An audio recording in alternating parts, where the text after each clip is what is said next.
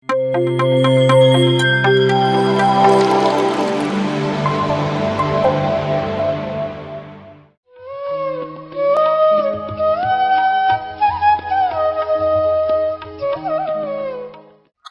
ಇಲ್ಲಿ ವೇದಿಕೆ ಮೇಲೆ ನೆರೆದಿದ್ದಂಥ ಹಿರಿಯ ಸಾಧಕರಿಗೂ ಸ್ವಾಮೀಜಿಗೂ ನನ್ನ ಧನ್ಯವಾದಗಳು. ಹಾಗೆ ಈ ಸಾಧನೆ ಮಾರ್ಗಕ್ಕೆ ಬಂದಂಥ ಎಲ್ಲ ಆತ್ಮಮಿತ್ರಗಳಿಗೂ ನನ್ನ ನಮಸ್ಕಾರ. ನಾನು 1999 ಸಿದ್ಧ ಸಮಾಧಿ ಯೋಗದಿಂದ ಆಧ್ಯಾತ್ಮ ಮಾರ್ಗಕ್ಕೆ ಬಂದೆ.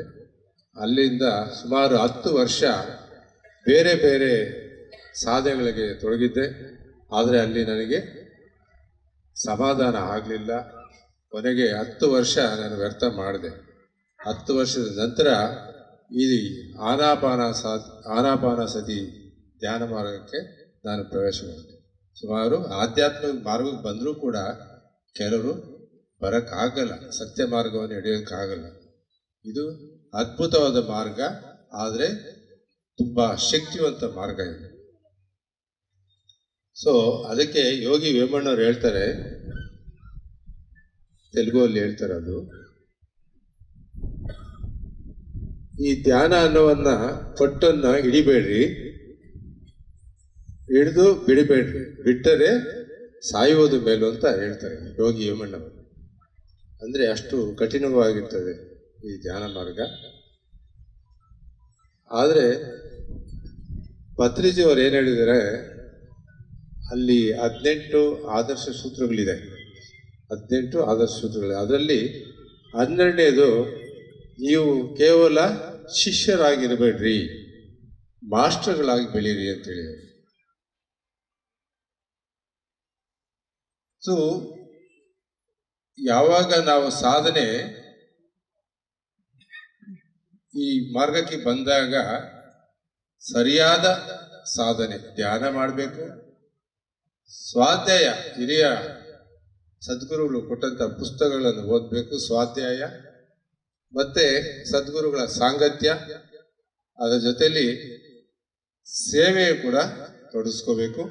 ಈ 4 ನಮ್ಮ ಜೀವನದಲ್ಲಿ ಇಟ್ಕೊಳ್ತಾ ಸಾಂಸಾರಿಕ ಜೀವನವನ್ನು ಜೊತೆಯಲ್ಲಿ ತಗೊಂಡೋಗ್ದಾಗ ಈ ಜನ್ಮದ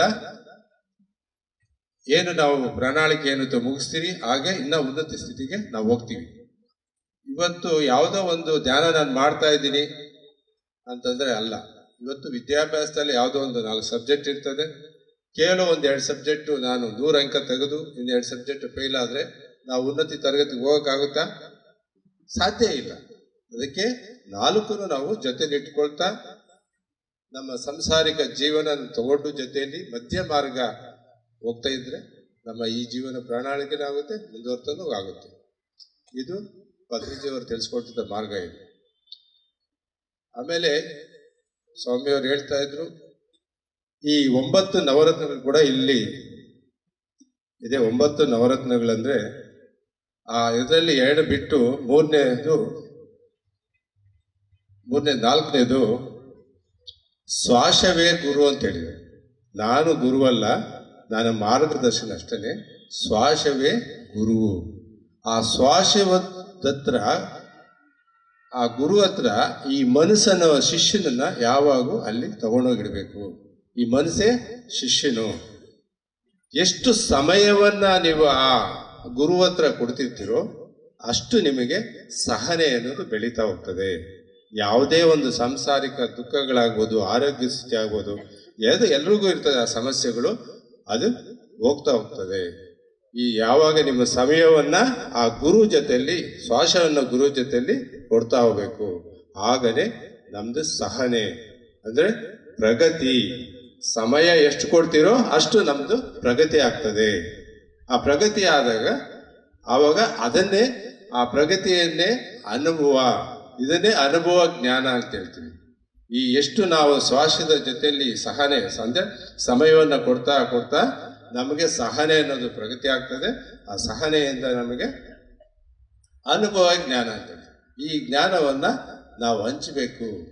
ನೀವು ಎಷ್ಟು ಹಂಚುತ್ತಾ ಹೋಗ್ತೀವೋ ಅಷ್ಟು ನಿಮ್ಮ ಪ್ರಗತಿ ಆಗ್ತಾ ಇರ್ತದೆ. ಸಾರ್ ಅದಕ್ಕೆ ಎಷ್ಟು ನೀನು ಕಲ್ತಿದ್ಯೋ ಇನ್ನೊಬ್ಬರಿಗೆ ಹಂಚು. ಯಾಕೆಂದರೆ ಇನ್ನೊಬ್ಬರು ಆ ಮಾರ್ಗಕ್ಕೆ ಬರಬೇಕು, ಅದಕ್ಕೋಸ್ಕರ ಇದನ್ನ ನೀನು ಹಂಚುತ್ತಾ ಹೋಗ್ಬೇಕು ಅಂತ ಸಾರ್ ಹೇಳಿ. ಎಷ್ಟು ನೀನು ಹಂಚುತ್ತೀಯೋ ಅಷ್ಟು ನೀನು ಪ್ರಗತಿ ಅಂತ. ಸೊ ಪ್ರಾರಂಭದಲ್ಲಿ ನಾವು ಈ ಮಾರ್ಗಕ್ಕೆ ಬರೋದು ತುಂಬ ಕಮ್ಮಿ. ಎಷ್ಟೋ ಕೋಟಿ ಜನ ಇದ್ದಾರೆ ಈ ಮಾರ್ಗಕ್ಕೆ ಬರೋದು. ಕೊನೆಯದು ಪ್ರಾರಂಭದಲ್ಲಿ ಪೂಜೆ ಮಾರ್ಗದಲ್ಲೇ ಇರ್ತಾರೆ.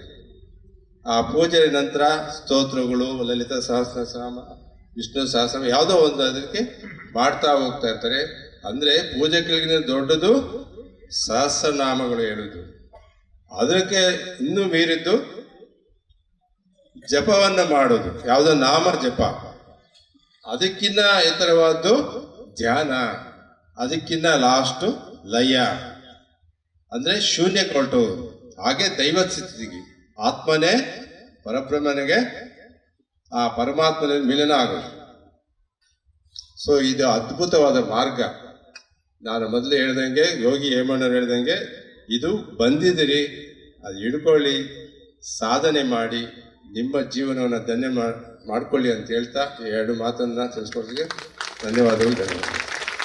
PMC ಕನ್ನಡ ಚಾನೆಲ್ ಅನ್ನು ಲೈಕ್ ಮಾಡಿ, ಶೇರ್ ಮಾಡಿ, ಸಬ್ಸ್ಕ್ರೈಬ್ ಮಾಡಿ ಮತ್ತು ಮಾಡಿಸಿ. ಎಲ್ಲರಿಗೂ ಧನ್ಯವಾದಗಳು.